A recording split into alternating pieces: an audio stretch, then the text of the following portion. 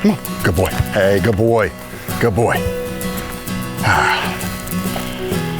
Have you ever watched a horse be broken? Now, don't worry. It sounds worse than it actually is. Basically, breaking a horse just means getting it used to wearing a bridle and saddle and taking direction from people.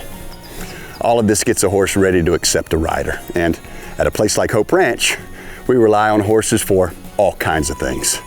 This one out here, he's very spirited. This horse has great potential.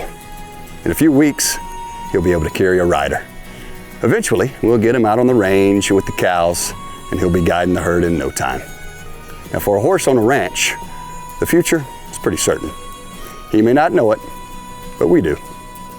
Now, sadly, the same is not true for the boy I'm going to tell you about today. Luis lives in the Dominican Republic, a small country on an island in the Caribbean. Luis and his family live in a batey, which is a community built to house the workers of a sugar mill.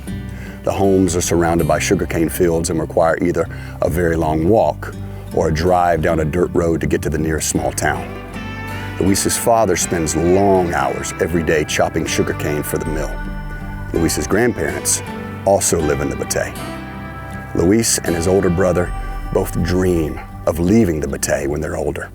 They don't want to work in the sugarcane fields like their father and grandfather. Now, when several generations in one family grow up in poverty, this is called generational poverty. If nothing changes to break this cycle, when Luis grows up, his children will likely live in poverty too. Now, for children like Luis, there often aren't a lot of options for a different kind of future.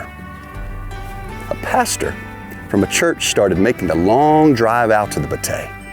He delivered a food pack to Luis's home and shared about Jesus and the wondrous things he did during his ministry and how he came to save us from our sins. The coins you're putting into this coin pack means that parents struggling to provide meals for their children can use that money for other things like school supplies and medicine. Just because Luis is living in poverty now doesn't mean that things can't change for him. Remember, 1 quarter can provide a meal, and every food pack is a chance for a child to hear that Jesus died for them. And we want as many children around the world to hear that good news as possible.